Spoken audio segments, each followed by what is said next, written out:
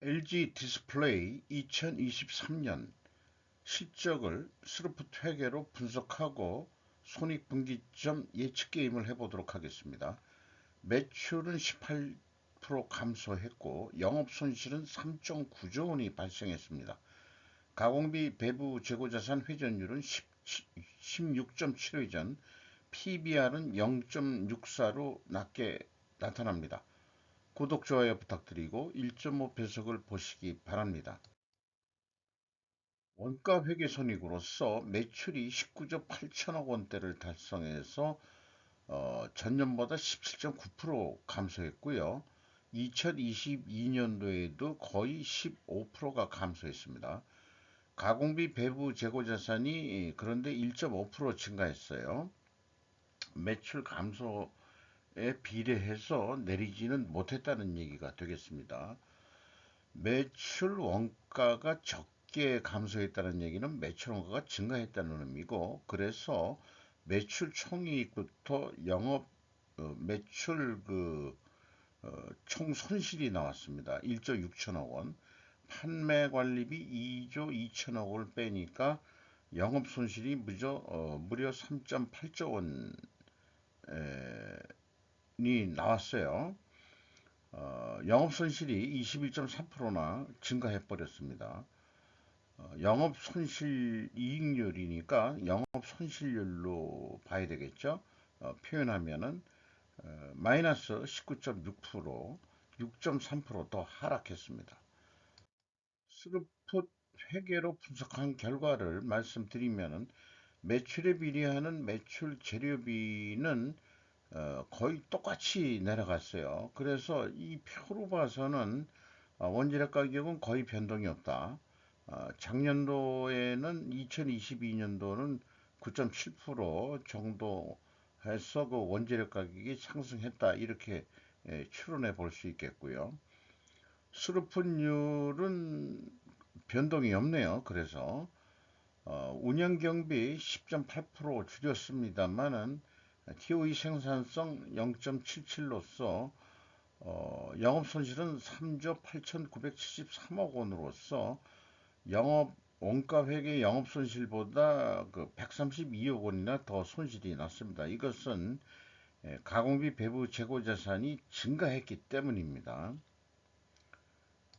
가공비 배부 재고 자산 내역을 보면은 제품과 제공품 195억 원이 증가했습니다. 여기에다가 가공 비율을 곱하면 그 차이액이 되겠습니다.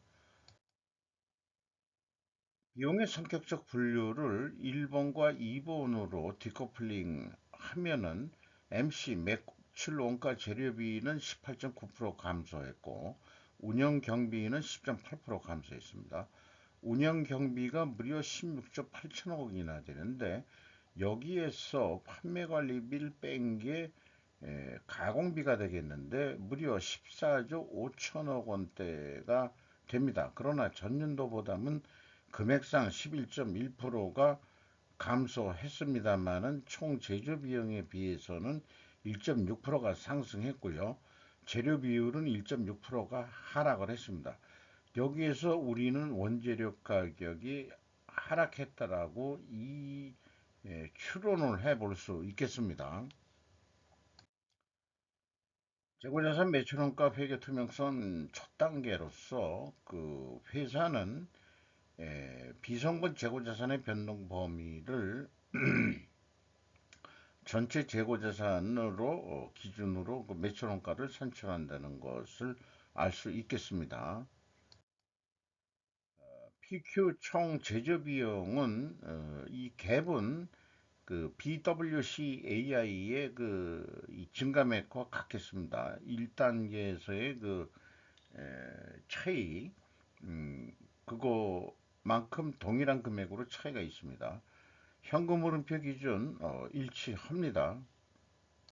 운영 경비로서 인건비가 2조 5천억 원대인데 전년보다 2.2% 금액이 감소했고 직원 수는 1,481명이나 감소를 했습니다. 그러나 2022년도는 1,570명이 증원이 됐고요. 이렇게 많은 인원들이 들락날락하게 되는 것은 아무래도 그 생산지 쪽이 아닌가 싶은데 어쨌든 2021년도에 그 평균 임금이 1억 원이 넘었었는데 2022년도에 8,770만 원으로 그때는 이제 직원이 1,570명 신입사원이 들어와서 내려갔다 보고 이번에는 그 거의 그만큼 수가 나갔는데 경력사원보다도 그 경력사원이 나간 것 같네요. 경력사원들을 내보내면은 이게 그 신입사원들의 월급도 올라가나요? 아니면은 신입사원들을 내보내고 그러니까 남아있는 사람들의 월급이 다시 올라갔다? 그런 것도 있겠지만은 이 잔업을 안 한다든지 이런 것도 있겠어요. 어쨌든 LG 디스플레이가 2년 연속 적자 행진을 하고 있는데 그 원인이 제가 알기로는 중국의 그 덤핑 때문에 그런 거로 있습니다. 여기 그 LG 디스플레이의 그 가장 큰 금액이 뭐냐 그러면 가공비에서 외주 용역비인데 이게 어떻게 이렇게 거의 8조 9천억 원, 그 다음에 2022년도에는 10조 4,800억 원이나 나가는데 그렇게 인원이 많으면서도 또 외주 영역을 그렇게 주는 게 많은지 모르겠네요. 음, 요게 이제 그 매출에 비례하는 금액이라면은 또 변동비로 간주해가지고 매출 재료비하고 같이 해서 볼 수도 있겠습니다만은 일단은 경비 적으로 보고서 전통적인 방법으로 분석을 진행을 하게 됩니다. 수도 강률비도 꽤 많이 나가요. 그 9.7%가 증가했어요. 4월 6일자 스루프 타임즈에 이거를 소개했는데 제닛 옐런 미국 재무장관이 5일 현지 시간 중국이 제조업에 대한 막대한 보조금으로 초저가 제품을 양산하는 불공정한 관행으로 세계 경제를 위협하고 있다고 직격했다. 이런 게 있습니다. 우리나라 대신 제닛 앨런 언니께서 이렇게 그 또 대변을 해주고 있네요. 경영평가 지표로서 재고 회전율이 16.7회전으로 내려갔어요. 그리고 슬픈율도 내려가고 동일 방향이면은 투명하게 가정을 합니다. 레버리지율이 63.4%로서 경영권 방어선이 무너졌습니다. 적자를 보면서 계속 그 차입금이 늘어가지고 어, 이 경영권 방어선이 무너져 버렸습니다. 나머지는 참고해 주시고요. 그래서 그 두 가지가 다 하락했기 때문에 투명하게 가정하는데 이것도 입증을 하려면은 원재료 가격은 상승하고 판매 가격은 인하가 되어야 되는데 비성분에서 확인한 거는 원재료 가격이 하락했을 거다 하는데 이, 다르게 반증 추론은 상승으로 나오죠. 이런 모순이 있을 경우는 재고 회전율을 수량으로 산출해서 제시를 해봐야 된다. 이런 얘기를 말씀드릴 수 있겠고요. 원재료 가격이 상승해야 그 반증 추론이 되는데 원재료 가격에 대해서는 삼성전자나 뭐 이런 데처럼 그냥 구두 설명으로 해서 계속 뭐 하락했으니까 하락했다고 그럼 인정합시다. 아, 근데 상승했잖아요. 그러니까 이게 검증이 안 됩니다. 그 다음에 제품 가격은 거꾸로 올라간 거로 돼 있어요. 근데 이게 분기마다 변동이 되는데, 어, 그 1년에 크게 그 변동들이 일어나는 모양이에요. 근데 이거는 연말 가격으로 그 비교를 해봤습니다. 어쨌든 가격이 올랐어요. 그러니까 반증 추론을 입증하지 못합니다. 이게 회계 투명성 검증 3단계는 패스했지만은 이렇게 그 어떤 이 경영평가 지표로서의 접근으로서 한번 추론해 보는 것은 그 입증이 안 된다 이런 얘기예요. 이건 반증 추론이 아니고 그 투명성 입증 추론이었습니다만은 요건 이제 제가 표현을 잘못했습니다. 입증이 안 된다. 이렇게 말씀드릴 수 있겠어요. 자, 어쨌든 적자를 냈기 때문에 흑자를 만드는 게 아니고 손익분기점 수준이 어느 정도면 되겠느냐?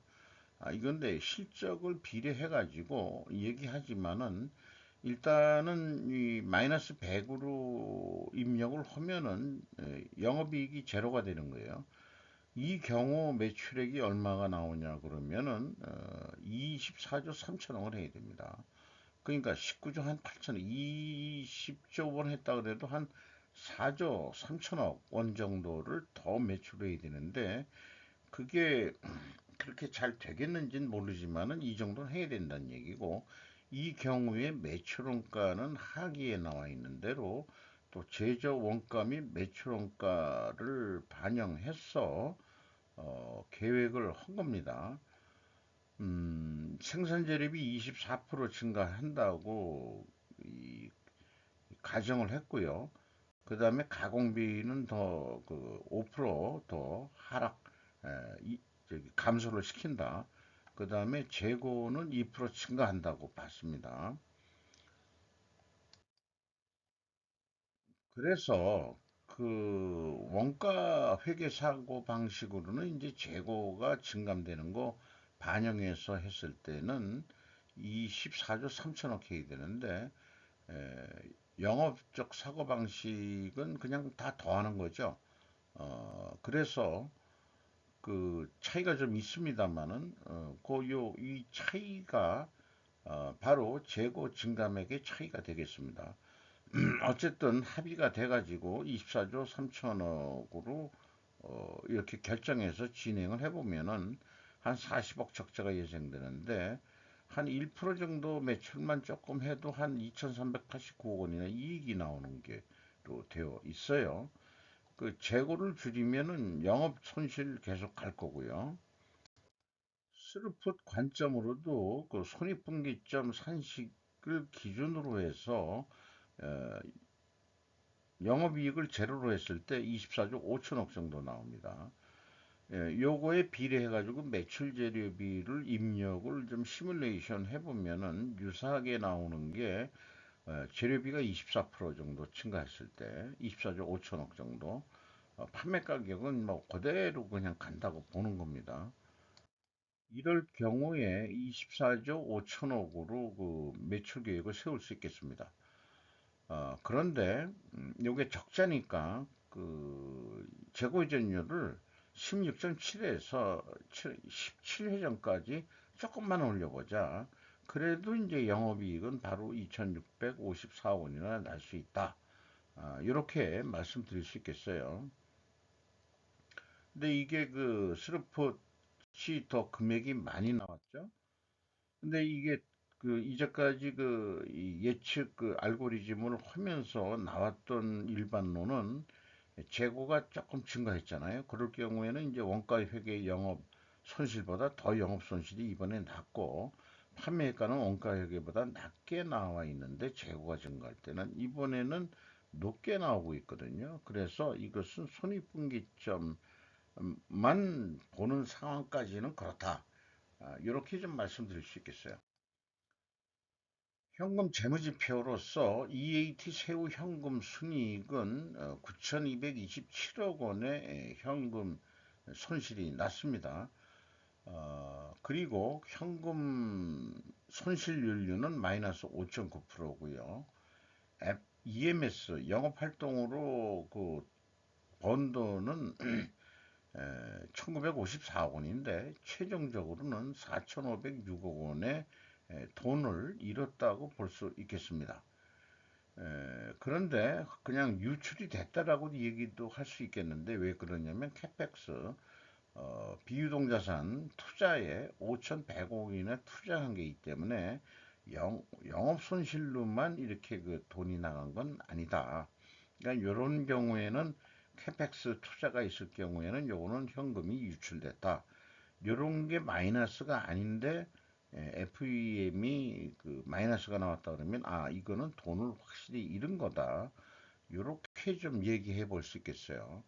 그리고 잉여현금 흐름이 있는데 채권자가 돈을 못 가져가고 다보 지금 돈을 다 에, 저기 또 차입을 해주고 있죠. 대출을 어, 뭐 지급이자가 6.2%나 크게 올랐습니다. 한 3%대로 그 유지했는데 그리고 2022년도에 그 2,325억 원의 이익 배당을 했는데 요거는 2021년도는 흑자였던 게 2023년에 집행이 되는 거니까 이때부터 적자가 일어나는데 2021년도에는 흑자가 났으니까 이익 배당을 했다 보고 2023년에는 이제 이익 배당이 없는 거는 상식적이라고 할 수 있겠어요. 그래서 그 1번과 2번을 더한 게 회사 잉여 현금 흐름이 되겠습니다. 928억 원의 잉여 현금 흐름이 나갔다. 아, 이렇게 그러니까 잉여가 아니고 거꾸로 그것을 뭐라고 그럴까요? 반대 용어. 어, 그 마이너스 됐다. 이렇게 볼 수 있겠습니다. 주가는 1240원으로서 2023년 초보다 2,000원이 내려갔고요. PBR은 64%, 0.64가 되겠습니다. LG전자가 37.9% 지분 가지고 있고 외국인이 JP모건과 모건 스탠리가 눈에 띄는데 20.89% 지분을 가지고 있어요. 나머지 자료들은 화면을 정지해서 참고 자료로 이해를 해주시면 되겠습니다. 마치도록 하겠습니다.